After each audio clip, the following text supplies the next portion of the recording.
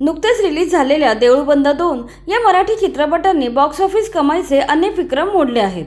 देऊळ बंद सिनेमाच्या पहिल्या भागाप्रमाणेच या भागातही अभिनेते मोहन जोशी यांनी स्वामी समर्थांची भूमिका साकारली आहे। त्यांच्या अभिनयाचे सर्वत्र कौतुक होत असले तरीही पडद्यावर स्वामी समर्थ साकारणे त्यांच्यासाठी खूप कठीण होते। काही वर्षांपूर्वी त्यांना पॅरालिसिस सारखा दुर्मिळ आजार झाला होता। त्यामुळे त्यांना नीट उभंही राहता येत नव्हतं, चालता येत नव्हतं, व्यवस्थित बोलताही येत नव्हते। अभिनेता म्हणून त्यांची कारकीर्द जवळजवळ संपली होती। मात्र मोठ्या जिद्दीने त्यांनी या साऱ्यावर मात केली। त्यांनी अत्यंत प्रतिकूल परिस्थितीत देऊळ बंद 2 चित्रपटाचे शूटिंग पूर्ण करत सर्वांना आश्चर्याचा धक्का दिला। त्यांच्या पुनरागमनाची प्रेरणादायी कहाणी त्यांनी एका मुलाखतीत उलगडली आहे। या गंभीर आजारावर त्यांनी कशी मात केली हे त्यांनी सविस्तरपणे सांगितले। चला तर जाणून घेऊया ते नक्की काय म्हणाले। मुलाखतीत मोहन जोशी म्हणाले की धर्मवीर चित्रपटाच्या शूटिंग दरम्यान मला पॅरालिसिसचा झटका आला होता। त्यामुळे माझा एक पाय पूर्णपणे बधीर झाला होता। मला उभं राहता येत नव्हते, एकही पाऊल नीट चालता येत नव्हते। वॉकरच्या मदतीने मी 2-4 पावलं टाकायचो, बोलताना अडखळायचो, बोलायचा प्रयत्न केला तर उच्चार नीट यायचे नाहीत।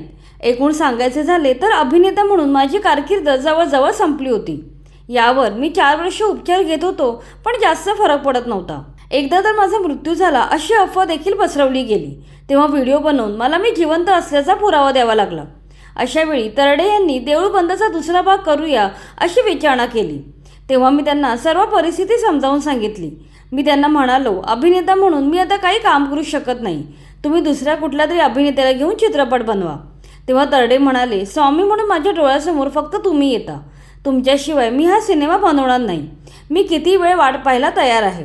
देऊळ बंदचा संपूर्ण क्रू माझ्यासाठी थांबायला तयार होता। त्यामुळे मी लवकरात लवकर बरं व्हायचं ठरवलं।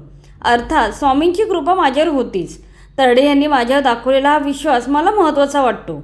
कलाकारासाठी हा काळ कठीण असतो, कारण तुम्ही थांबता पण इंडस्ट्री थांबत नाही। परंतु प्रवीण तरडे माझ्यासाठी थांबले। मग बरं होण्यासाठी जोरदार प्रयत्न सुरू केले। हळूहळू वॉकरशिवाय चालायला लागलो। तोंडात पेन्सिल धरून बोलायचा सराव केला, जेणेकरून उच्चार नीट होतील। या साऱ्यात तब्बल 1.5 वर्ष निघून गेले। जेव्हा मी व्यवस्थित चालू बोलू लागलो तेव्हा शूटिंगला सुरुवात करण्यात आली। नंतर मी मागे वळून पाहिलं नाही। या सिनेमासाठी डोंगर दऱ्यात 30-30 तास आम्ही शूटिंग केले। 2 वर्षापूर्वी एक पाऊलही नीट टाकायला जमत नव्हतं। मात्र शूटिंगच्या वेळी नदी, नाले, डोंगर सगळं पालथं घातलं। काही वर्षांपूर्वी मी पुढे जाऊन असं काही करेन असं कोणी मला बोललं असतं तर त्यावर मी विश्वास ठेवला नसता। अर्धांगवायू झालेलं माझं शरीर पुन्हा त्याच ऊर्जेने कॅमेरासमोर उभं राहिलं हे या सिनेमामुळेच। स्वामींची भूमिका ही केवळ एक भूमिका नव्हती, तर ती माझ्याशी भावनिकरित्या जोडलेली होती। प्रवीण आणि संपूर्ण टीमने माझ्यावर ठेवलेला विश्वास मला जपायचा होता। त्या विश्वासासाठीच मी पुन्हा उभं राहिलो आणि काम करण्याची ऊर्जा मिळाली। अशा शब्दात मोहन जोशी यांनी आजारपणात बरे होण्याचा प्रवास सांगितला। यानंतर त्यांना देऊळ बंदच्या पुढच्या भागात दिसणार का असा प्रश्न विचारण्यात आला। त्यावर ते म्हणाले की तरडे देऊळ बंद सिनेमाचे 11 भाग करणार आहेत। या साऱ्यात मी दिसू शकत नाही, मात्र अजून 1-2 भागात मी काम करू शकतो। शेवटी मानवी शरीराला काही मर्यादा आहेतच। अशा प्रकारे मोहन जोशी यांनी आपल्या आयुष्यातल्या या खडतर काळावर भाष्य केलं। अभिनयावरील प्रेम, जिद्द आणि प्रेक्षकांचा विश्वास ह्याच्या जोरावर त्यांनी असाध्य आजाराला हरवत दमदार पुनरागमन केलं। अर्धांग वायूसारख्या गंभीर आजारामुळे उभं राहणं, चालणं आणि बोलणंही कठीण झालेल्या मोहन जोशी यांनी हार न मानता स्वतःला पुन्हा घडवलं। प्रवीण तरडे आणि संपूर्ण टीमने दाखवलेला विश्वास तसेच अभिनयावरील त्यांचे निस्सीम प्रेम यामुळेच ते पुन्हा एकदा स्वामी समर्थांच्या भूमिकेत रुपेरी पडद्यावर झळकले।